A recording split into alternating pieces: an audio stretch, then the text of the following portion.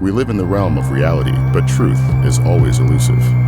It leads us deeper into the tunnels of evidence and beyond the reaches of fantasy. The only explanation will be found descending the staircase. Coming down. What's up, everyone, and welcome back to another episode of Staircase Stories. I'm your host, Nathan, and with me, as always, is Nico. What's up, man? What's going on, man? I'm so excited to be back on the staircase, officially, right where it all began. Yeah, it's been a little bit. I guess it's been since Christmas we had an episode, so we're super excited to be able to get a new batch of episodes out, and they're finally ready and ready for you to listen. This is the first time that you didn't do anything to these stories, so it's your first time listening to them. Gonna get your just raw reaction right off the bat, so this would be really cool and a little different for us. Yes, that is kind of the way I wanted it, you know. I've been doing a lot of stuff musically, so it was nice to kind of take a step back and then ultimately come in now and get back in it and be completely surprised, because before I would edit them and I'd still have to guess. But now I'm hearing them for the first time, just like you said, and it's going to be fun. Yeah. So without further ado, let's get into it.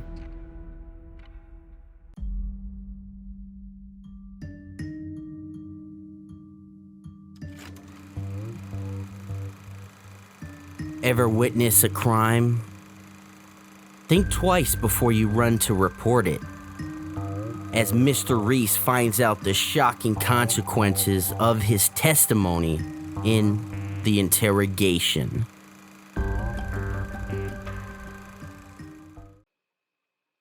The recorded audio you are about to hear is from the interrogation of the crime surrounding the Colorado area that took place late July of 2006.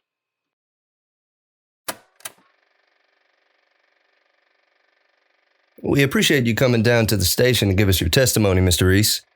Now, we will be recording this, so please make sure you speak clearly into the mic. I'm Detective Munson, and I just wanted to go over some of the details involving the incident that took place last weekend that resulted in the death of your friends. My condolences. Unfortunately, we may have to go over some tough details if you're okay and ready for that. Yes, of course. Anything I can do to help. Just lean into the mic a little bit. Yes, sir. Of course, anything I can do to help. Now, you were with the victims at the time of the incident. We briefly spoke then regarding the murder weapon you had pointed out. Yes, sir. That rock. Can you begin by just describing to me what happened that day? Sure. It all started when Adrian and I decided to go hunting for the weekend. He told me Lulu had to come, that it was their anniversary, and it would be the only way he could convince her to let him go. Was that something you three typically did? Well, she had been with us a few times prior, but I didn't invite her specifically. I see. Adrian and Lulu weren't getting along. They hadn't been. He told me that Lulu was starting to get clingy, and he was thinking of cutting things off with her. When he told me she was coming, I was actually more shocked than anything. Okay, so what happened next? Well, when we got to camp, I started gathering wood for the... Speak up just a little bit, Mr. Reese. When we got to camp, I started gathering wood for the fire. It was freezing. Everyone wore mittens over their gloves. We layered our pants and shirts too. I think it may have been the cold that got them going, got them agitated with each other. I wasn't in any rush to return to them. You're referring to Adrian and Lulu? Yes, sir. I heard them fighting near the bluff. Adrian started to get pretty aggressive with her. I'd never seen him like that before. He threw her to the ground and was saying things to her that I couldn't hear. And what did you do at that time?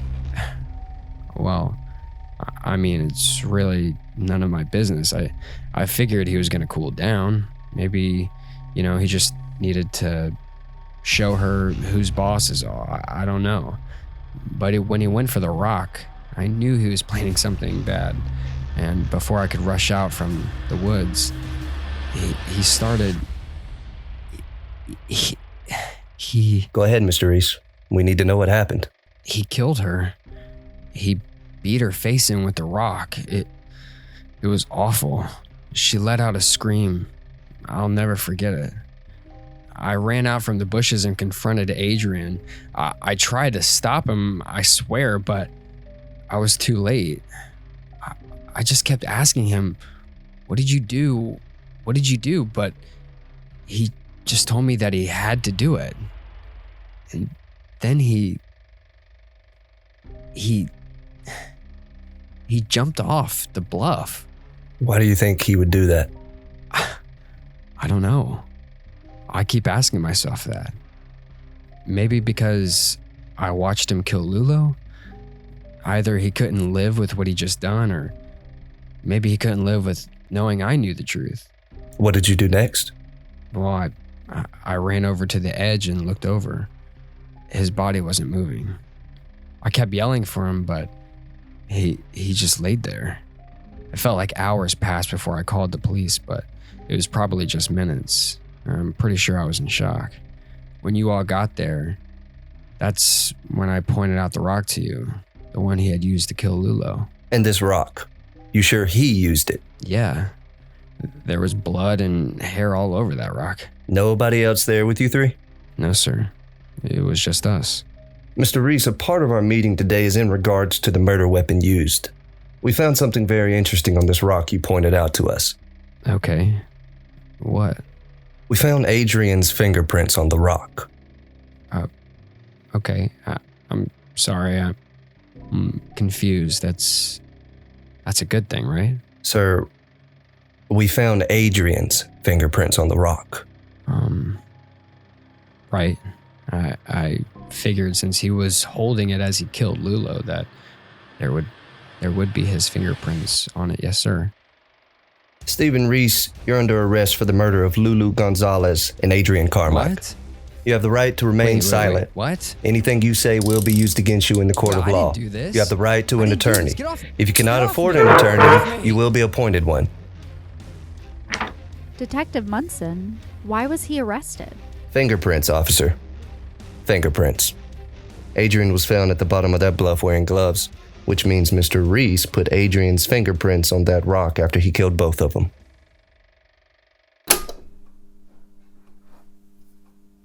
And that was the interrogation. What'd you think? Yeah, that one was really actually cool. I love the setting, in like you could feel, you know what, where I pictured this act for Perfect, some reason, yeah. that's where I felt like it was happening. So that was really cool. The story was really interesting. It was kind of a head scratcher because you kind of gotta really dive into it, kind of really think about stuff because the way it's set up, it happens so fast. It's like, okay, boom, we got him, boom, lock him up. And even the other cops said, whoa, what happened? So Right. yeah, right, so that was right. basically the guy, after the other cop says, well, what happened? He said he's getting charged with murder, basically innocent until proven guilty. We all know that little saying. So, but the cop feels basically that there's enough probable cause to make that arrest, to justify that arrest, and work it out later in the courts just by all of the evidence that he found there on the cliff. Yeah, exactly. Yeah, it was an interesting one. So our next story of the evening is called The Dwarf Giant. Let's get into it. Ever wish you were a little bit taller? Maybe even wish you were a baller? Well, no one does more than Adam. Listen to his unbelievable story in The Dwarf Giant. Adam had always been picked on for his size. He was extremely short for his age of 18, standing at just under 5 feet. And it wasn't just his height that was teased. He wore large shoes to match his large feet. That gave him an odd appearance. His hands were so large that he would engulf the hand of anyone he met. He loosely resembled a monkey, but Adam didn't care what anyone had to say about him. He was determined to prove the world wrong. So, when fellow students of Adam had enlisted into the army, he saw this as the perfect opportunity to show everyone what he was capable of. He knew he could run fast. He was small enough to crawl beneath the circled barbed wire barriers. He had even been practicing taking apart and reassembling his father's handgun. He was ready. Upon entering the medical tent set up in his local town, he watched as all different types of men enlisted. Excitement flooded his veins as the doctor called his name in for a basic physical examination. He stood and gave a sly nod to anyone who would look his way before stepping behind the curtain with the doctor. The doctor, however, was quite taken aback by his stature. He asked Adam to stand atop the scale while simultaneously checking his height. Adam wasn't ready to hear the doctor's conclusion. He was technically a dwarf. He had just missed the cutoff by inches. He was devastated by the army's rejection of him. That, coupled with the laughter of the boys who were able to join. This was supposed to be his moment, to show the world that he could do anything he put his mind to. It was like this unsolvable puzzle that he continued to play. His parents attempted to encourage him, though they knew he would never be enlisted. But that didn't mean he wasn't destined for great things. The determination within Adam would be renewed, and he would again attempt to enlist 1 year later. But again, he would be denied entry. And even more shockingly, he had gotten shorter since he attempted last to join. He was absolutely devastated, to say the least. He went home and his resolve evaporated into nothing. But something incredible would begin to happen within young Adam. Some say that the night he was rejected from the military was the night Adam began to grow. Over the next few years, Adam had noticed a sudden increase in his height. It started with his feet. Already wearing a massive shoe size for his height, it had almost doubled. His shirts were starting to get tight and his pants too small. His parents tried to help their growing son financially as he began to outgrow everything he owned. Clothes, furniture, doorways, and beds all proved to be too small for the now ever-growing Adam. Nobody could explain what happened to this little man. He was growing at a rate of 3 inches a year. Adam was absolutely loving every minute of it. People stopped picking on him now. If anything, they began to fear Adam. His rapid growth began to cause deformities in his face and back, giving him an ogre-like appearance. But Adam was immune to people's thoughts of him. They didn't like him when he was short, and they don't like him now that he's not. But when the military rejected him for his height, yet again, for being too tall, Adam thought this was all just a cruel trick. And the trick became even more sinister when his height outgrew his spine, forcing it to curve in different directions. The pain became unbearable, and Adam was forced into a bedridden existence. At the end of his life, Adam measured over 7 feet tall. His face no longer resembled the cute little Adam who was too little for life, and was now replaced with the haunting features of a man who quite literally outgrew the world.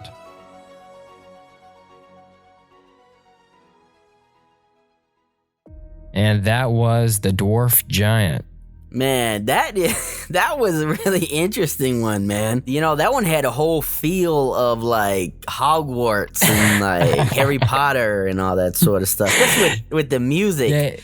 With the music. So that was really cool. But yeah, it was a cool story, man. We'll say which one I think is real later, right? At the end. Right. Yeah, you always try to jump the gun. You gotta wait. You got one more. All right, so let's get into it. And yeah, so that brings us to our final story of the night. This is called The Insidious Nature of Frank. How well do you know your neighbor? Every killer has some kind of neighbor. Who knows? Maybe you're living next to one right now. Listen to the intimate murders in The Insidious Nature of Frank.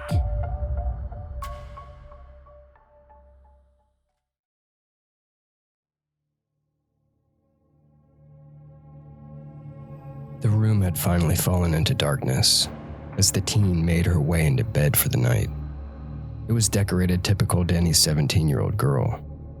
Pink walls surrounded the white furniture adorned with wooden flowers and petals. Photos of the family dog and special moments with friends framed all along the walls, spaced out evenly. A single mirror lined with small mementos hung in the corner, awaiting to judge its next onlooker. Posters of her favorite celebrities hung on the wall, idols she had planned to aspire to be like. The room was clean, neat, good girl. But the best feature of all was the little lock on her door that she religiously secured every night before bed. Her fear of intrusion, my Sunday night. What she thought she had locked out, she had just locked in. Putting on her headphones, she crawled into bed as I waited patiently in the closet for my prey. Time felt frozen here.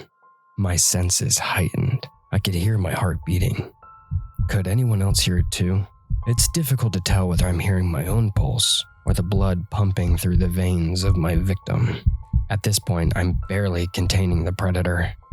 Satisfied that she was finally in a deep, musically induced sleep, I exited her closet and stood in the middle of the room, appearing like a magician on stage.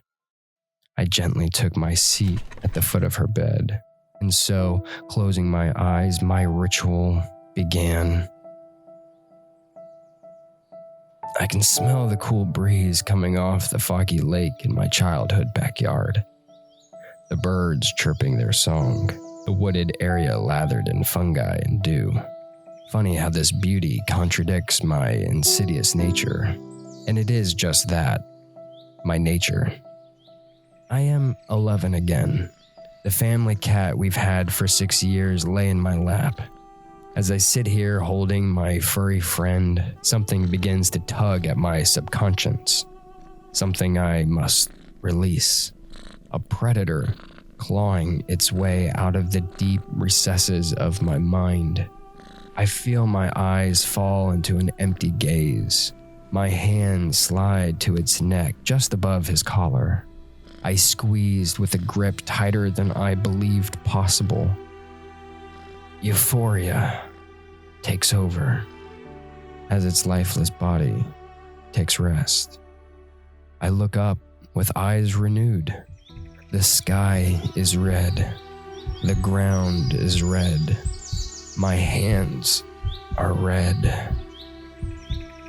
My first kill. I feel nothing except hunger, a desire I may never satisfy. I am unable to feel guilt. I am human, but only in appearance. You see who I allow you to see. My mask only comes off to those who think I'm wearing one. I am not angry. I am not manic. I am your neighbor. I am your friend. I am you, stripped of emotion, stripped of a conscience. I am as perfect as a fictile rose, but just as cold and fake. And you will never see me coming. I open my eyes. I look around her room one last time. My eyes traced every corner until I came upon the mirror. I am not stunned by the empty gazed reflection, although I can see myself. I am simply not there. I noticed the tug, the pink walls shifting to crimson. This is my ritual. My hands found their target around her neck. With experienced accuracy, I squeezed the appropriate arteries. Her eyes burst open in horror, unable to scream through the pressure surrounding her throat. I always wonder what they're thinking in this moment. What they're really thinking. How many of them want to tell me they trusted me? How many of them just shocked by my presence? With the release of my grip, her eyes slowly rolled to one side. I retrieved her single pearl necklace around her neck, my trophy. I silently exited the way I entered as music drifted silently from her bed.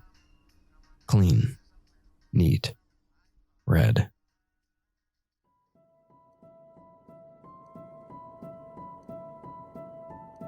Although short, the drive home is complicated. I am consumed with silence.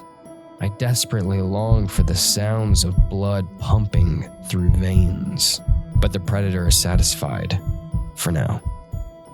It won't be long before I begin to feel him clawing at my insides. It won't be long before I feel his fingers clicking through my brain.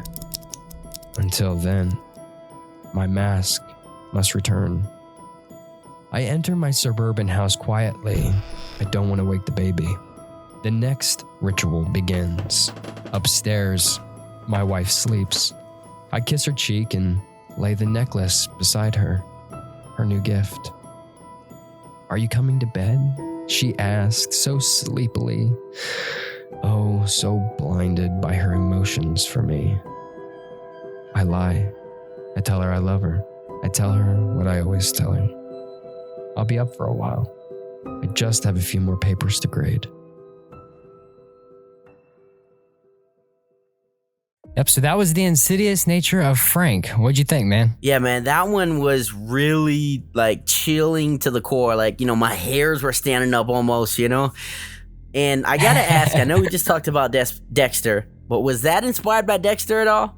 Well, I mean, hey, these true stories, some of these killers are inspired by, the serial killers that they see on TV. So, yeah, Well, that's the thing, because I've seen a video about a guy that was nicknamed the Dexter Killer in real life. Yep. So, I don't know, man, but the part about that last one, a few things stood out to me. Okay. Where he said that was his first victim.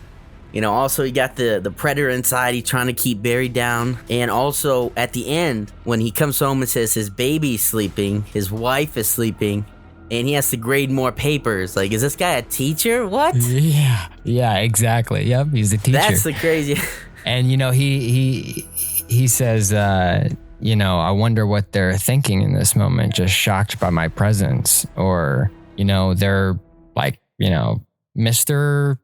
Frank, what are you doing here? That's the crazy shit to me. Okay, so that was all 3 stories for tonight's episode. Now it is at that critical point in the episode where you guess which one you think is true, which one you think is false, and why.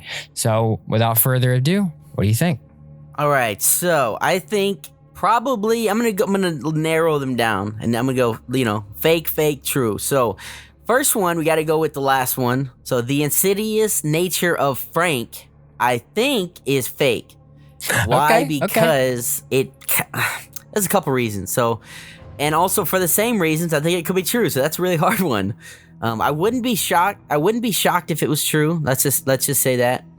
I think that it mirrors Dexter a little bit. And I know that we talked about it. There is a Dexter killer out there. I was looking at a while back. They did a video on him.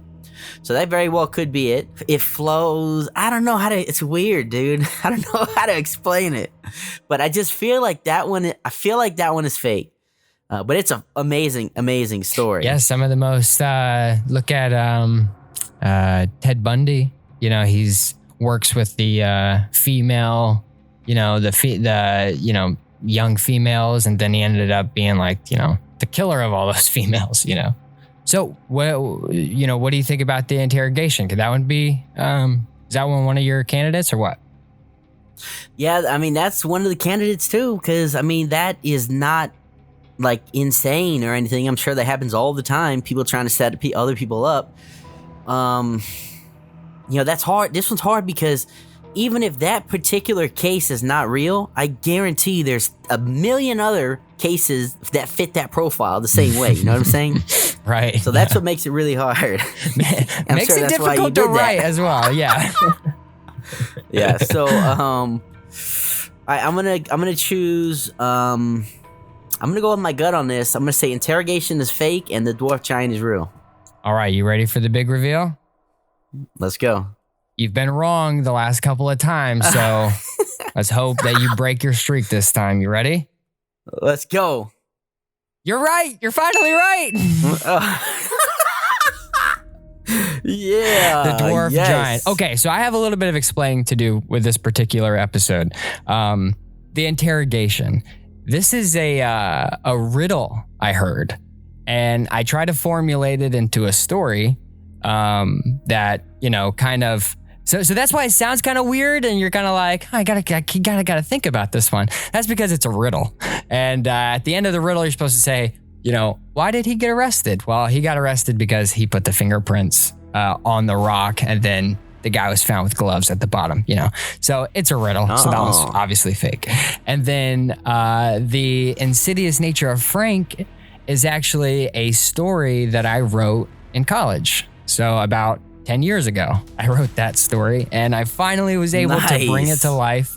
And you're dead on about the Dexter stuff. At that time, I still love Dexter, but at that time I was watching Dexter. I was super obsessed with Dexter. So you're spot on. You nailed that. Big time inspiration from Dexter with that guy, for sure. So great job. So let's learn a little bit about this dwarf giant. His name was Adam Rainer, and he was born in Austria, and he had average sized parents, nothing special about them. And this was in 1899. So when World War I broke out, he really wanted to get into the army. He was desperate, but he was 4'6". So he was less than 5 foot tall. This guy is like super short dude. And he tried the next year to join the military again, and he had actually grown 2 inches, which is just like so weird, for like a grown man to even grow 2 inches later in life. Like that's like really crazy. Strange anyways.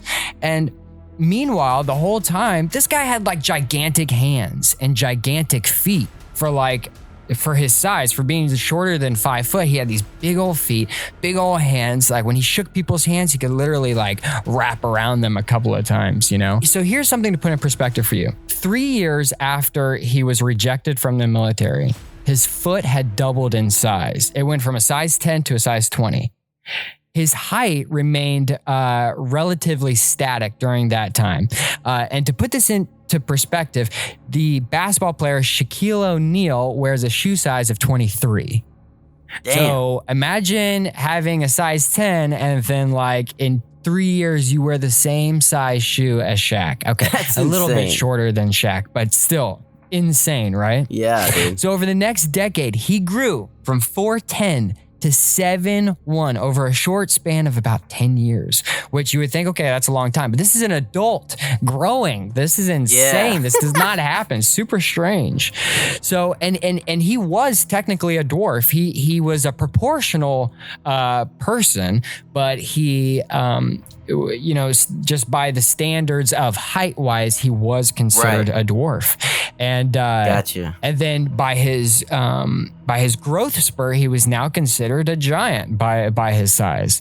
So here's what happened. Between 1930 and 1931, Rainer was examined by doctors A. Mandel and F. Winholtz, and during which time they discovered he was suffering from a condition known as acromegaly. I could have Googled it and looked it up, but this will be way better. So acromegaly, that is this condition that he had. So it was a tumor on his pituitary gland, which led to an overproduction of growth hormones in his body. So you're right. It's exactly what you were saying. Dude, go ahead. Speaking of that, I watched a lot of wrestling documentaries, and a lot of the giants in wrestling, like Bigfoot Silva, Big Show is the main one. I believe he has that same exact thing, but he wasn't a dwarf originally, but he has like whatever thing that's like on his glands and make him keep growing. He said it was really painful, so he had to get it taken out or whatever surgery it is. Right, it's weird that you bring that up. I was just getting there. It says that he had a protruding forehead and jaw, as well as thick lips set over widely spaced teeth. So imagine your teeth spreading, your jaws spreading, your body is like outgrowing its skull. It's growing faster than the skull can even keep up. Dude. So it's starting to super deform that is insane. His body. So the two doctors decided to operate just like what you just got done explaining. And despite believing the chances for success, they removed the tumor and it was successful. They were able to remove it and he was able to continue living. But by the time they got to him, it was a little too late. So a few months after surgery, Rayner was measured again. His standing height had remained the same, though his spinal curvature was more severe, indicating that he was still growing, albeit at a much slower rate. So he was still growing, but he wasn't growing taller. It was like his body was just growing and it was just curving his spine like a piece of spaghetti noodle or something like that. Dude, that's gotta hurt like hell. Yeah, extreme back pains. And this actually left him bedridden towards the end of his life. He went blind in his right eye. He began to lose hearing in his left ear. His spinal deformity became so bad that he became bedridden. He died at the age of 51. And that's crazy young. That's young, man. I mean, I know for back then that might have been a little bit older for, 1899, but still that's young. And he measured at 7'8". Though some newspapers were reporting that he, was at 7'10". So, just take that for what you will. He was definitely over 7 foot tall. Let's put it that way. Yeah, man. Holy crap. Adam Rayner is the only man in history to be classified as both a dwarf as well as a giant. Nice. And so he's the only guy to ever take that title. Nobody has ever had that since. So extremely amazing story of Adam Rayner. Truly unbelievable. Of course, you guessed it, so good job. But still, super, super incredible story. And you end up just feeling bad for him kind of overall. Imagine this guy's life, probably, made fun of his whole life. And then he gets this size and then he kind of surpasses what he's supposed to be. It's like, yes, I'm finally tall enough like you guys. And then he starts he keeps getting taller and keeps deforming. And, what a sad life. Is there any movies about this, man? They should make a movie on that. That would be amazing. Not that I know of. Not that I know of. Yeah, well, that's why he, found his way here on Staircase Stories. It was a good story to tell, I try to make it sound as inspirational as possible, but, in the end, he still kind of really suffers. So it's sad. But hey, you know what? Staircase Stories is about the scary, the horror, the insidious nature. No pun intended. Yeah, man. That was a great episode. I really enjoyed that, man. Good. I'm glad that you enjoyed it. I'm glad that you were able to get a full scope of just being able to sit back, relax, and enjoy the episode without having to do any editing or anything like that. So yeah, that was cool, super man. Cool, man. Yep. Well, thank you guys so much for sticking around with us on the Staircase. We have a lot of new stuff coming up. We're going to be closing out Staircase Conspiracies with episode 10 in the next coming weeks. That'll finalize our Staircase Conspiracies season 1.